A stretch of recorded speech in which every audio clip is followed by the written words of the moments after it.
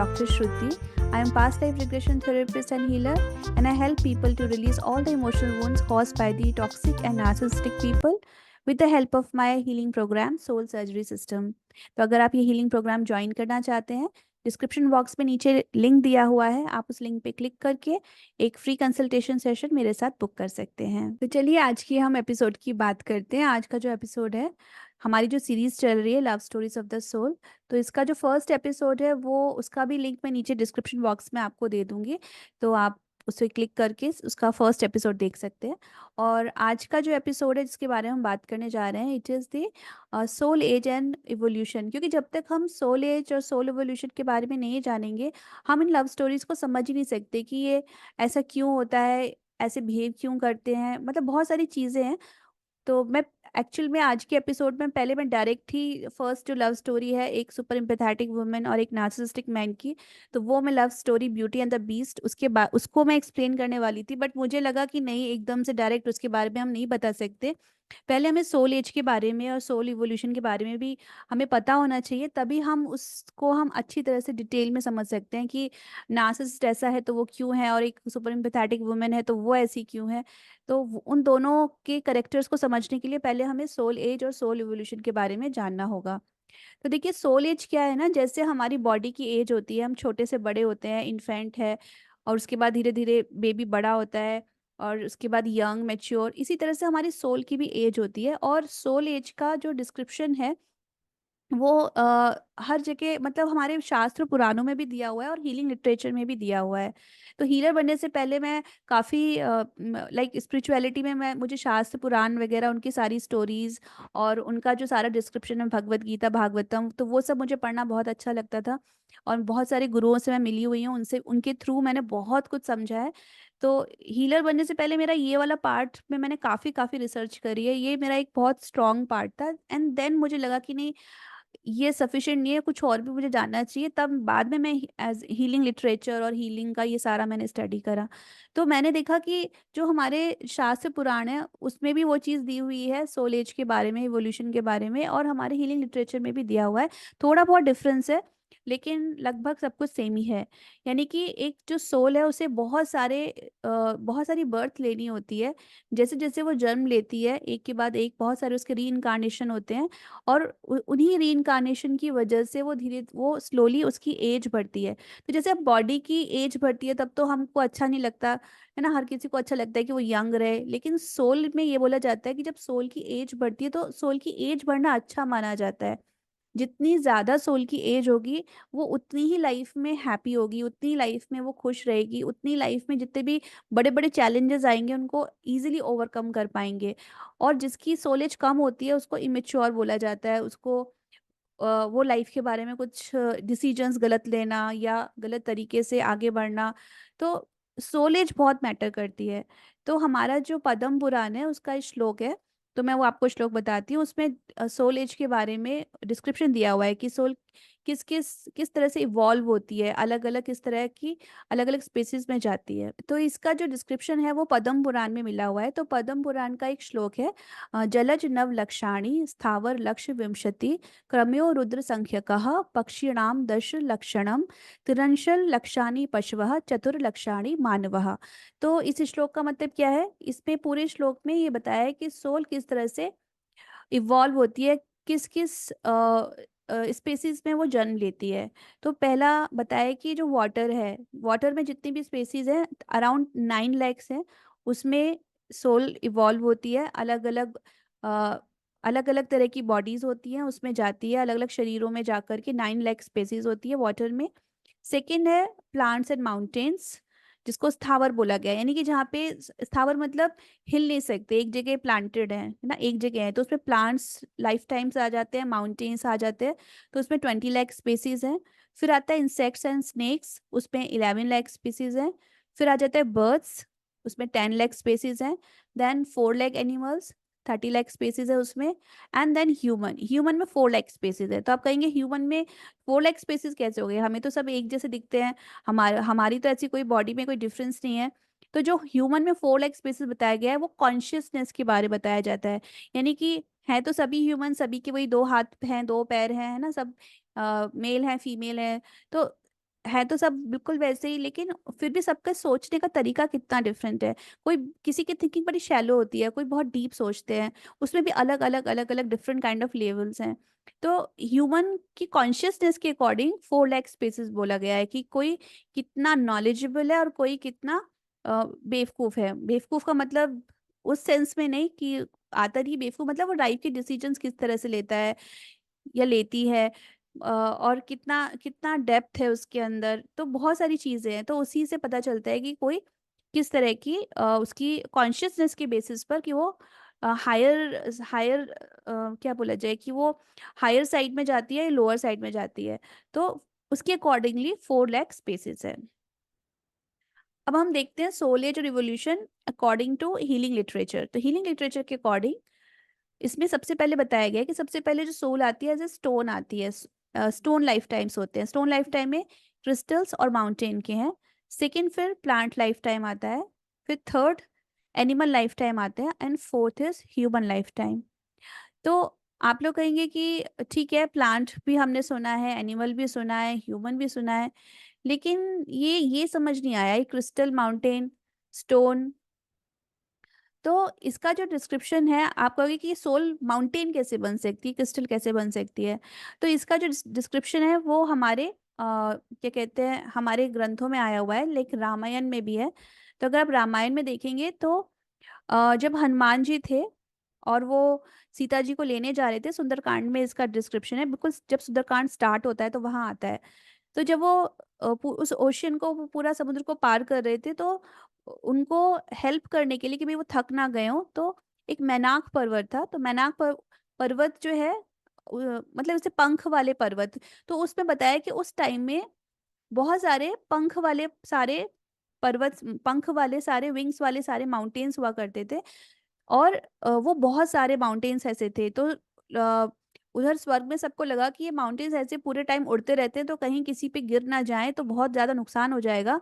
तो इंद्र ने क्या करा था, सारे माउंटेन्स के जितने भी विंग्स हैं, सबके माउंटेन्स के एक एक पर्वत को पकड़ के सबके माउंटेन्स के सबके विंग्स काट दिए थे। तो उसमें से सिर्फ एक पर्वत बचा था जो कि मैनाक था। तो मैनाक ने क्या करा कि कहीं मेरे पंख ना काट दे, तो वो जाकर समुद्र में बहुत नीचे जाके छुप गया था। तो इंद्र को उनके बारे में नहीं पता चल पाया। तो सिर्फ मैनाक ऐसा पर्वत था जो समुद्र के नीचे छुपा हुआ था। तो जब हनुमान जी जा रहे थे ओशियन को क्रॉस करते हुए, तब मैनाक पर्वत उसमें ऊपर उठकर आया और उन्होंने हनुमान जी को कहा कि आप थक गए होंगे, थोड़ी देर आप थोड़ी देर रेस्ट कर लो मेरे ऊपर। तब हनुमान जी ने कहा कि नहीं, मुझे तो, मैं बिल्कुल भी रेस्ट नहीं कर सकता, मुझे तो सीधा सीता मैया के पास जाना है। तो फिर वो चले गए थे। तो ये मैं इसलिए आपको बता रही हूँ ताकि आपको समझ में आए कि जो माउंटेन्स हैं, माउंटेन्स के अंदर भी सोल होती है, तभी तो वो उड़ पाए, है ना। फिर दूसरा, हमने डिस्क्रिप्शन देखा हुआ है कि ये तो सभी को पता है कि जो पार्वती हैं, पार्वती के जो पिता थे वो कौन थे, वो हिमालय थे। ठीक है, तो अब हिमालय अगर कोई किसी के फादर हैं तो वो क्या है, उसके अंदर सोल है। तो हमारे शास्त्रों में इन सब चीज़ों का डिस्क्रिप्शन दिया हुआ है कि माउंटेन्स जो है, माउंटेन्स के अंदर भी कॉन्शियसनेस होती है। फिर क्रिस्टल्स इतने यूज़ किए जाते हैं, क्रिस्टल्स क्रिस्टल्स हमारी एनर्जी को एब्जॉर्ब करते हैं, उनको हमें क्लैरिफाई करना पड़ता है। तो कॉन्शियसनेस है। इसके अलावा उम, मैंने अब तक जैसे तकरीबन 3 to 4 thousand past life regressions करे होंगे। और उन सभी रिग्रेशंस में मैंने एक चीज देखी है कि लोगों ने बहुत अलग अलग तरह के लाइफ टाइम्स देखे हैं, like animal life time, human तो मोस्ट कॉमन, सब देखते ही देखते हैं। लेकिन रिग्रेशन में मैंने देखा है लोगों ने अपने एनिमल लाइफ टाइम्स भी देखे हैं, प्लांट लाइफ टाइम भी देखे हैं। लेकिन वो जितने मैंने 3-4 हजार रिग्रेशन किए हैं, उसमें से सिर्फ एक ही लेडी थी जिसने अपना माउंटेन का लाइफ टाइम देखा था। उसने अपने आप को देखा था कि she is a huge mountain, और उसको बड़ा घमंड था अपने ऊपर कि मैं कितना कितना विशाल हूँ, मैं कितना बड़ा हूँ। बाद में कुछ तो कहते ना कि अ, अब उन्हें तो कोई ऐसा कर्मा बनता नहीं है इन लाइफ टाइम्स में, लेकिन प्रकृति अपने आप, नेचर अपने आप देखती है कि कहाँ कैसे बैलेंस करना है। तो बाद में क्या हुआ, नीचे बहुत सारी जमीन में वो धीरे धीरे अंदर की तरफ जाने लगा। तो उसकी जो उसका जो उसको वो घमंड था कि मैं इतना विशाल हूँ, वो धीरे धीरे वो कम होने लगा। और फिर बाद में वो मतलब बैलेंस हो गया। फिर उसे लगा कि अच्छा, मुझे ऐसे नहीं सोचना चाहिए, तो उसकी हाइट कम हो गई, वो जमीन के अंदर धंसने लगा। तो ये डिस्क्रिप्शन जो है हमारे शास्त्रों में दिए हुए हैं, और मैंने अपने खुद पास्ट लाइफ रिग्रेशन में एक ही थी, क्योंकि इतना पीछे की तरफ हर कोई नहीं जा सकता, बहुत ही कम लोग जा सकते हैं, जो बहुत ज़्यादा जिनका जो बहुत डीप ट्रांस सब्जेक्ट्स होते हैं वो जा सकते हैं, और प्लस कुछ ना कुछ उनका लाइफ लेसन भी हो, कुछ उन्हें सीखना हो, तभी वो लाइफ टाइम ओपन होता है। तो ये हमारा, ये मैंने आपको माउंटेन का बताया। अब हम आते हैं कि प्लांट लाइफ टाइम और एनिमल लाइफ टाइम तो हमें पता है होते ही हैं, अब हम डायरेक्ट सीधे ह्यूमन लाइफ टाइम में आते हैं, और इसके अकॉर्डिंग हमारी सोल की एज क्या होती है। तो अगर हम ह्यूमन लाइफ टाइम में आते हैं, तो ह्यूमन लाइफ टाइम में ये अलग अलग तरह के लेवल्स हैं। तो हीलिंग में बताया गया है कि सबसे पहले जब सोल ह्यूमन बनती है, तो जो इनिशियल उसकी लाइफ टाइम होते हैं, जिसमें वो पहले इन्फेंट सोल, फिर उसके बाद baby soul, then young soul, mature soul, old soul and infinite soul. तो ये अलग अलग सोल के लेवल्स रहते हैं। और फॉर एग्जाम्पल इन्फेंट सोल से बेबी सोल बनने में भी बहुत सारे जन्म लेने होते हैं। ऐसा नहीं होता कि सीधे एक इन्फेंट सोल है, सेकंड बर्थ हुआ तो उसमें बेबी सोल बन गया, इस तरह से नहीं होता। तो इन्फेंट से लेकर यंग सोल तक आने में हमारे बहुत सारे कर्मास क्रिएट होते हैं। कर्मास क्यों क्रिएट होते हैं? क्योंकि ये इन्फेंट से लेकर, जैसे कहते हैं ना, एक बच्चा होता है, बच्चे को नहीं पता कि उसे क्या करना है क्या नहीं करना है, बहुत सारी गलतियां होती हैं। तो जैसे जैसे हमारी लाइफ में हम आगे बढ़ते चले जाते हैं, हमारे जो एक्सपीरियंसेस होते हैं हमें बहुत सारी चीज़ें सिखाते हैं। तो इन्फेंट्स, फिर बेबी और यंग सोल तक आते आते हमारे कर्मास बहुत सारे बढ़ जाते हैं। और उसके बाद जब मेच्योर और ओल्ड सोल आते हैं, तब यहाँ पे बहुत नॉलेज होती चली जाती है। मेच्योर लेवल पर आने पर, जब सोल ओल्ड लेवल पर जाती है, बहुत सारी चीज़ें समझ में आने लग जाती है। तो जो हमारे एक्शंस होते हैं, हमारे जो कर्मास होते हैं, हम बहुत सोच समझ के करते हैं, यानी ऐसे कर्मास हम नहीं करते जिसकी वजह से हमें हमें लाइफ में प्रॉब्लम आए। तो ये एक क्लासिफिकेशन है जो कि हीलिंग लिटरेचर में दिया हुआ है। अगर मेरी नज़र से देखा जाए, अगर मैं कहूँ लाइफ क्या है, तो मेरी मुझे तो लगता है कि लाइफ कुछ नहीं बल एक वीडियो गेम की तरह है। It's a game. ठीक है, तो यहाँ पे आप देख रहे हैं कि जैसे डिवाइन है, तो डिवाइन के थ्रू बहुत सारी सोल्स जो है इमर्ज होती रहती हैं। ठीक है, बहुत सारी सोल्स हैं। कहते हैं सोल एजलेस, एक तरह से बोला जाए कि सोल एजलेस होती है, यानी कि भगवान भी जैसे एजलेस है। उनके लिए कहा जाता है ना, जिनका आदि है ना अंत है। तो भगवान से जितनी भी सोल निकल रही हैं, तो उनका भी वैसे तो देखा जाए कोई आदि है ना कोई अंत है, लेकिन आप ये मान के चलिए कि इट्स अ गेम, कि सोल को एक गेम खेलना है। जो गेम खेलना चाहती हैं वो सोल भगवान के अंदर से निकल कर आती हैं। और जब ये सोल बाहर निकल कर आ रही है, तो उसके बाद फिर वो अपनी डिविनिटी भूल जाती है, कि भाई वो खुद अंदर जो उनके अंदर जो डिवाइन एलिमेंट है वो हर सोल भूल जाती है। क्योंकि गेम अगर उन्हें याद रहेगा वो क्या है, और उन्हें अपनी शक्तियां भी याद रहेंगी, फिर तो गेम को क्या है, फिर तो वो एक सेकंड में ही सब जीत जाएंगी। तो जब हम बाहर निकलते हैं, तो हमें सब चीज़ें भुला दी जाती है कि हम कौन है, हम क्या है, हमारे अंदर कितनी पावर है। किसी भी सोल को याद नहीं रहता है, लेकिन एक बेसिक इंटेलिजेंस है वो रहती है। तो यहाँ पे अगर आप देखेंगे कि भगवान की ही दो लाइट्स हैं, दो एनर्जीज हैं, one is light and dark. आपने देखा होगा कि आप कोई भी भगवान, आप किसी भी भगवान को ले लीजिए, कोई भी जो गॉड है, उनके भी दो रूप होते हैं। एक बड़ा सात्विक रूप होता है और एक उनका बड़ा विकराल रूप होता है ना। तो जैसे शिव जी का एक रूप है जो हम मंदिरों में पूजा करते हैं, सात्विक रूप है, जल चढ़ाते हैं या पंचामृत चढ़ाते हैं। और शिव जी का एक दूसरा बहुत भयानक वाला रूप है, जिसके पूजा करते हैं तांत्रिक लोग करते हैं। ठीक है, ठीक इसी जैसे देवी का भी है, कि देवी का एक रूप बड़ा ही शांत है। पार्वती माँ का इतना शांत रूप है, उनकी हम पूजा करते हैं, जो नॉर्मल इम्पेथेटिक लोग होते हैं। वहीं उनका एक दूसरा भी बहुत खतरनाक वाला रूप होता है, रक्तकाली, महाकाली। और और भी बहुत अलग अलग कैटेगरीज है काली माँ की, जिनकी अघोरी शमशान में पूजा करते हैं। These are the dark energies. तो एक तरफ लाइट है, वो भी भगवान की शक्ति है, डार्क है, वो भी भगवान की शक्ति है। अगर ये लाइट और ये डार्क दो एनर्जीज ना हो, तो लॉ ऑफ कर्मा कैसे चलेगा? ठीक है ना। तो जैसे एक आपने देखा है कि कोई भी मशीन है, तो मशीन में जब तक हम सेल नहीं डालते, यानी कि पॉजिटिव नेगेटिव जब तक नहीं होता, तब तक एनर्जी पूरी जो है उसके अंदर फ्लो नहीं करती। तो ठीक इसी तरह से जो अर्थ है, अर्थ के ऊपर भी ये दोनों ही एनर्जीज वर्क करती है, लाइट भी और डार्क भी। और लाइट और डार्क की वजह से ही जो अर्थ पे है एनर्जी फ्लो करती है। यहाँ पे जो अच्छे लोग हैं उनको लाइट के थ्रू अच्छा कर्म मिलता है, अच्छा फल मिलता है। और जो लोग बुरा करते हैं, तो डार्क के थ्रू उनको बहुत सारी पनिशमेंट्स मिलते हैं, बहुत सारा उनके साथ बुरा होता है। इस तरह से लॉ ऑफ कर्मा वर्क करता है, दोनों एनर्जी की हेल्प से। तो जो सोल है उसके पास चॉइस होती है कि वो कौन सा वाला पाथ चूज करेगी।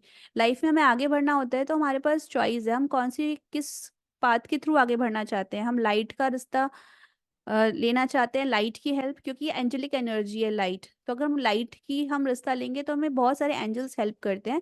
लेकिन लाइट का रास्ता आसान नहीं है, लाइट के रास्ते में बहुत बहुत हार्ड वर्क है। ये एक लंबा रास्ता है जिस पे चलना पड़ता है, बहुत सारी डिफिकल्टीज भी आती है, तो भी हमको हिम्मत नहीं हारनी होती, तो भी हमें वो पॉजिटिविटी के साथ आगे बढ़ना रहता है। तो ये रास्ता लंबा ज़रूर है, लेकिन जब इस रास्ते पे चल कर के हमें जो भी इसका जो फ्रूट मिलता है, जो भी इसका फल मिलता है, वो बहुत अच्छा होता है। वो बहुत कंसिस्टेंट रहता है, ऐसा नहीं कि आज मिला और कल चला गया, नहीं। तो लाइट का रास्ता डिफ़िकल्ट है, लॉन्ग है, लेकिन उसका जो रिज़ल्ट्स आते हैं ना, वो बहुत ही सैटिस्फैक्टरी होते हैं। तो जितने भी ऐसी सोल हैं जो तुरंत लाइट की तरफ अट्रैक्ट होती हैं, अच्छे काम करना चाहती हैं, अच्छे रास्ते पे चल कर के अपनी ज़िंदगी को जीना चाहती हैं, वही सारी सोल्स जो है वो एम्पैथेटिक और सुपर एम्पैथेटिक लोग कहलाते हैं। जिनके अंदर एम्पैथिक है, वो एम्पैथेटिक, और जिनके अंदर बहुत ही ज़्यादा एम्पैथेटिक, बहुत ज़्यादा एम्पैथी है दूसरों के लिए, एक्स्ट्रा एम्पैथी है, उनको सुपर एम्पैथेटिक लोग बोलते हैं। ठीक उसी तरह से कुछ सोल्स जो होती हैं, उनको उनको डार्क पसंद आता है। क्योंकि डार्क ऐसे ना, डार्क तो डार्क ही है, वो एक तरह से एक लालच देता है कि बस ओवरनाइट में, एक रात में आप अमीर बन जाओगे, या फिर अचानक से कोई बड़ा अट्रैक्टिव लगा कि ये पर्सन बिल्कुल मतलब आपका ट्रू लव है, जबकि पता चले वो अंदर से शैतान है, बदमाश इंसान है। तो डार्क मतलब क्या कि डार्क हमेशा अ, आपको इस तरह से आपको आपको फ़ील कराएगा कि बड़ा जल्दी रिज़ल्ट, मतलब डार्क के वजह से लोगों को लगता है कि मुझे तो ना बस चुटकियों में रिज़ल्ट मिल जाएगा, बस मैंने अभी ये किया और मुझे कल रिज़ल्ट मिल गया। बहुत सारे लोग डार्क के रास्ते को फ़ॉलो करते हैं, तो ये डेविलिश एनर्जी का रास्ता है। तो इस रास्ते पे चलने की वजह से क्या होता है, उनको मिलना-जुलना तो कुछ भी नहीं है, टेम्परेरी शायद हो सकता है कुछ मिल जाए, लेकिन लॉन्ग रन पर वो भी उनसे छिन जाता है। और फिर जो उनको पनिशमेंट्स मिलती हैं, तो डार्क का भी रास्ता इसीलिए है ताकि आप समझो कि डार्क रास्ते पे चलोगे तो क्या होगा, आपके साथ बुरा ही होगा, आपको लॉन्ग रन पर अच्छे रिजल्ट्स नहीं मिलेंगे। ऐसी जो सोल होती हैं, ऐसी सोल जो शॉर्टकट का रास्ते के थ्रू आगे बढ़ना चाहती हैं, यानी कि मेहनत ना करनी पड़े, थोड़ी मेहनत करके रिजल्ट मिल जाए, या फिर दूसरों के रिसोर्सेज यूज़ करना, पैरासाइट की तरह दूसरों से चिपक जाना और उनके सारे रिसोर्सेज यूज़ कर लेना, उनका टाइम, उनका मनी, एवरीथिंग, उनके कनेक्शंस, ठीक है? वो सब चीज़ें यूज़ करके आगे बढ़ना। तो जितने भी नार्सिसिस्ट हैं और साइकोपैथ्स हैं, वो चूज़ करते हैं डार्क का रास्ता, लेकिन डार्क के रास्ते पर चलने की वजह से क्या होता है कि उनको लाइफ में कभी कुछ भी मिल नहीं पाता। तो हालाँकि इनका डिवाइन में इंटरेस्ट बहुत होता है, भगवान को बहुत मानते हैं। लेकिन अगर आपको ये लग रहा है कि ये नास्तिक होते हैं, तो ऐसा नहीं होता है। ये लोग भगवान को बहुत मानते हैं, लेकिन मानने के बावजूद भी वो करते क्या हैं, भगवान की गाइडलाइंस के बिल्कुल अपोज़िट चलते हैं। यानी कि दूसरे इंसान को कैसे ट्रीट करना चाहिए, और किस तरह से रास्ते लाइफ़ में सही सही चीज़ें करनी चाहिए, जेलसी ना हो, किसी को मैनिपुलेट ना करें। तो मतलब उन सब चीज़ों से उन्हें कोई मतलब नहीं होता, लेकिन पूजा भगवान की बहुत करते हैं।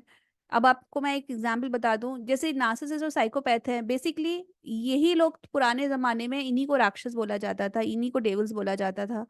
तो जैसे मैं आपको बताती हूँ, 2 राक्षस हैं, एक रावण है, हिरण्यकशिपु है। तो ये लोग हिरण्यकशिपु के तो बारे में ये बोला जाता है, उसने तो इतनी-इतनी पूजा करी थी भगवान की कि उसका पूरा जो शरीर है ना, उसकी पूरी बॉडी में सिर्फ़ उसकी बोन्स रह गई थी और कुछ भी नहीं था। और उस उन बोन्स के थ्रू ही उसके जो प्राण थे, वो किसी तरह से सर्कुलेट हो रहे थे। अब आप बताइए, कोई कर सकता है? कोई नॉर्मल ह्यूमन बीइंग कर सकता है इतनी पूजा? कोई भी नहीं कर सकता। ऐसे बहुत सारे डेविल्स हुए हैं, जिन्होंने बड़ी-बड़ी कठिन, बहुत ज़्यादा, मतलब इतनी डिफ़िकल्ट उन्होंने वर्शिप करी है शिव जी की करी हुई है। तो और फिर बाद में लेकिन करके क्या करा? बाद में वो भगवान की पूजा करते हैं, पूजा करने के बाद भगवान से एनर्जी लेते हैं, उसके बाद फिर भगवान को ही मारने दौड़ते हैं। इस तरह के ये हैं ये राक्षस। यानी कि ऐसा नहीं है कि मतलब कि वो डिवाइन में ट्रस्ट नहीं करते, लेकिन वो डिवाइन के बताए हुए पाथ पे ट्रस्ट नहीं करते। तो फिर लास्ट में क्या होता है? मारे जाते हैं। तो यही वाली बात है कि नार्सिसिस्ट चाहे साइकोपैथ हो, ये कितना ही लोगों को बेवकूफ़ बना ले, कुछ भी कर ले, लेकिन लास्ट में इनकी पोल खुल ही जाती है, लोग इनको जान ही जाते हैं, समझ ही जाते हैं और उसके बाद ये फिर नए लोगों को पकड़ते हैं। पुराने लोग जितने भी होते हैं, इनकी असलियत समझ जाते हैं, ये कैसे हैं, उसके बाद में ये नए लोगों को कैच करते हैं। तो ख़ैर व्हाटएवर इट इज़, तो जो हमारी जो फर्स्ट लव स्टोरी है, वो जानने से पहले ये हमें पता होना बहुत ज़रूरी है। ज़रूरी था कि ये एनर्जीज़ क्या होती हैं या सोल एज क्या होती है। तो जो भी लाइट है, लाइट के रास्ते पे चलने वाली एम्पैथेटिक और सुपर एम्पैथेटिक लोग होते हैं और डार्क पे चलने वाले नार्सिसिस्ट और साइकोपैथ होते हैं और दोनों ही भगवान को बहुत मानते हैं। लाइट और डार्क दोनों रास्ते पे चलने वाले लोग भगवान को बिल्कुल मानते हैं, एक भी उसमें से नास्तिक नहीं होता, बहुत-बहुत मानते हैं। लेकिन डिफरेंस ये होता है कि लाइट वाले भगवान को मानते हैं, उसके बाद भगवान की गाइडलाइंस के अकॉर्डिंग ही चलते हैं। भगवान से कहते हैं, भगवान आप बताइए कैसे ज़िंदगी जीनी चाहिए, कैसे मुझे काम करने चाहिए, आप जैसा कहेंगे मैं वैसे करूँगी। तो लाइट में चलने वाले लोग भगवान की गाइडलाइंस को फॉलो करते हैं, उनकी पूरी वर्शिप करने के बाद और डार्क पे चलने वाले लोग भगवान की पूजा पाठ बहुत करते हैं और उससे जो एनर्जी मिलती है लेकिन चलते भगवान के अपोज़िट है, भगवान की गाइडलाइंस फॉलो नहीं करते बिल्कुल भी। तो जो भगवान की गाइडलाइंस को फॉलो नहीं करते उन्हीं लोगों को नार्सिसिस्ट और साइकोपैथ कहते हैं। और इसी वजह से ये जो उनको लाइफ में कभी भी एक फुलफिलमेंट नहीं मिल पाता। तो इसीलिए ये जो एम्पैथेटिक और नार्सिसिस्ट की जो लव स्टोरी है बिल्कुल यूनिक लव स्टोरी होती है, एकदम अलग ट्रेजेडी लव स्टोरी है क्योंकि दोनों कितने अपोज़िट हैं। मतलब एक तो बिल्कुल ही भगवान के रास्ते पे चलना चाहता है, सही रास्ते पे चलना चाहता है और दूसरा बिल्कुल उसके अपोज़िट ज़िंदगी जीना चाहता है। दोनों ही बिल्कुल अपोज़िट हैं, लेकिन तो इनकी लव स्टोरी कैसे अच्छी हो सकती है, प्लेज़रेबल कैसे हो सकती है? तो इस तरह की जो मैरिजेज़ होती हैं, इस तरह की जो रिलेशनशिप होती है, वो तो 101% टूटनी ही टूटनी है। चाहे वो 1 साल में टूटे, 4 साल में टूटे, 5 साल में टूटे, 20 साल में टूटे, अगले जन्म टूटे क्योंकि ये कहते हैं ना कि हम जब किसी से नेगेटिवली बॉन्ड हो जाते हैं, तो उसके बावजूद हमें पता है हम सफ़र कर रहे हैं, तो भी लोगों की हिम्मत नहीं हो पाती उस बॉन्ड को तोड़ने के लिए। पर वो टूटेगा ही टूटेगा, आज नहीं तो अगले जन्म टूटेगा। ठीक है? तो पर ये टूटेगा ही टूटेगा, ये लव स्टोरी कभी भी चल ही नहीं सकती। इसीलिए बहुत ज़रूरी है अगर आप किसी भी रिलेशनशिप में जाना चाह रहे हैं, आप शादी करना चाहते हैं, तो please consider not the physical age but the soul age. क्योंकि a person in their 40s और 50s can still be as immature as a boy और girl, while someone in their 20s और 30s can possess the maturity of a man और woman. तो आप ये मत सोचिए कि तो लोग क्या करते हैं सोल एज को तो बिल्कुल कंसिडर ही नहीं करते हैं, बिल्कुल भी कंसिडर नहीं करते हैं। सोल एज को कैसे कंसिडर किया जाए और किस तरह से हमें क्या-क्या पॉइंट्स हैं जब हम मैरिज के बारे में सोचें या किसी को रिलेशनशिप में जाना है उसके बारे में सोचें, तो वो ग्रीन फ्लैग्स और रेड फ्लैग्स जब तीनों स्टोरीज़ कंप्लीट हो जाएँगी, at the end I will tell you some green flags और सम रेड फ्लैग्स कि जिसको आपको माइंड में रखना चाहिए और कैसे पता करें कि सामने वाला पर्सन जो है वो एक नार्सिसिस्ट है या नहीं है ना? तो वो सब चीज़ें आपको मतलब कोई भी आप रिलेशनशिप स्टार्ट करने वाले हैं तो क्या-क्या चीज़ें कंसीडर करनी चाहिए, क्या-क्या सोचना चाहिए, everything I will explain eight the end of like all the 3 stories जब कंप्लीट हो जाएँगी देन एट द एंड मैं आपको उसके बारे में एक्सप्लेन करूँगी। सो आई होप आज का एपिसोड आपको अच्छा लगा हो love story of the soul. हालाँकि इसमें लव स्टोरी के बारे में कुछ भी नहीं था लेकिन सिंपल ये सोल एज और इवोल्यूशन का कॉन्सेप्ट बहुत इम्पोर्टेंट है। सोल एज का कॉन्सेप्ट बहुत इम्पोर्टेंट है, तो अगर आपको सोल एज का कॉन्सेप्ट क्लियर होगा तो फिर आप जब किसी से बात करें तो सोच समझ करके बात करें तो आप नोटिस करें कि उस पर्सन की बातों में कितनी डेप्थ है, क्या वो शैलो बात करता है?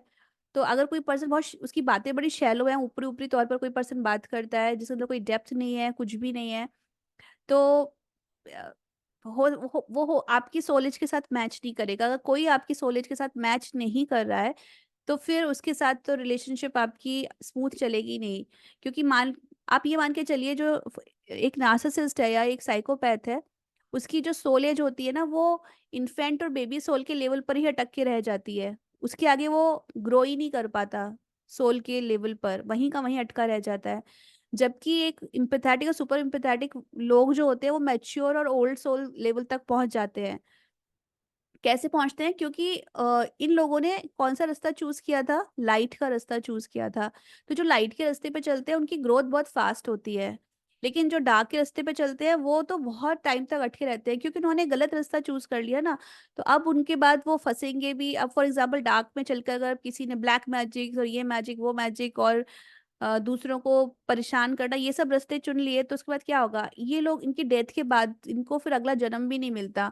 इनको प्रेत योनि में अटकना पड़ता है, इनको बहुत सारी अलग अलग जो दूसरे इनके शरीर ही नहीं मिलता इनको जन्म लेने के लिए। तो इसीलिए इनका रास्ता ना बहुत, इनके इनका पाथ बहुत डिफिकल्ट है। इन लोगों की जो जर्नी है ना, सोल जर्नी, बिल्कुल अलग ही तरह की जाती है।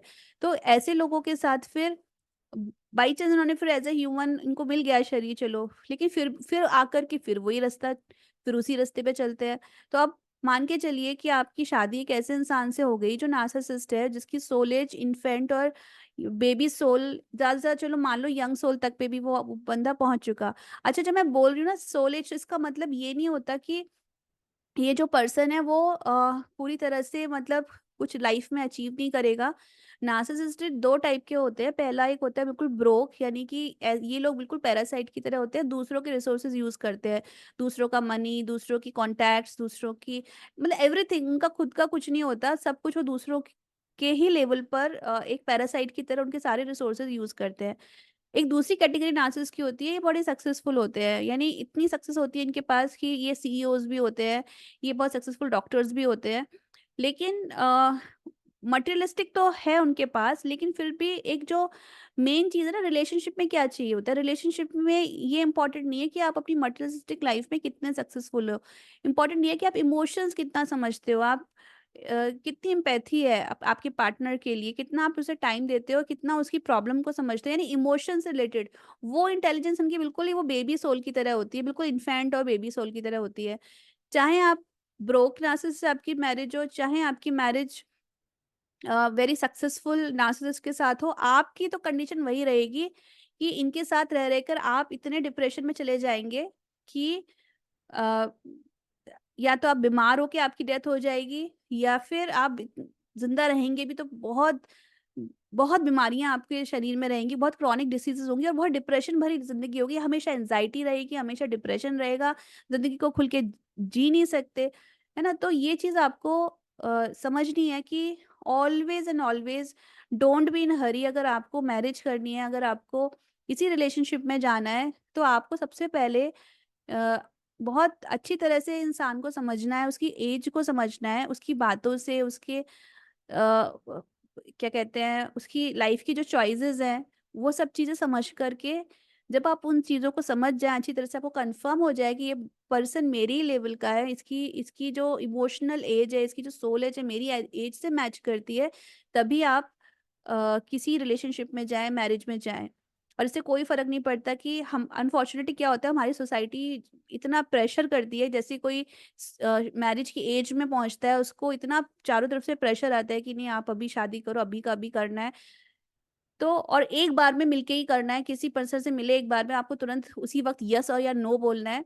तो वो थोड़ा-सा आपको अपना एटीट्यूड रखना पड़ेगा कि नहीं, पहले मुझे अच्छी तरह से इस पर्सन को जानना है, और वो जानेंगे कैसे, आप उससे बातें करिए, आप अच्छी तरह से बातें करते हुए उसको ऑब्जर्व करिए, उसको समझिए कि इस पर्सन की सोच किस तरह की है, इस पर्सन की थिंकिंग लेवल कितना है। तो जब आपको कंफर्म हो जाए कि हाँ, इस पर्सन के अंदर डेप्थ है, इस पर्सन के अंदर एम्पैथी है, एम्पैथी चेक करना बहुत ज़रूरी है। ये पर्सन स्ट्रेस के टाइम में कैसे बिहेव करता है, स्ट्रेस के समय इसका इसका बिहेवियर कैसा होता है, तो वो सब चीज़ें जब आप नोटिस कर ले, तभी आपको किसी भी रिलेशनशिप में आगे बढ़ना चाहिए, तभी आपको मैरिज के लिए यस बोलना चाहिए।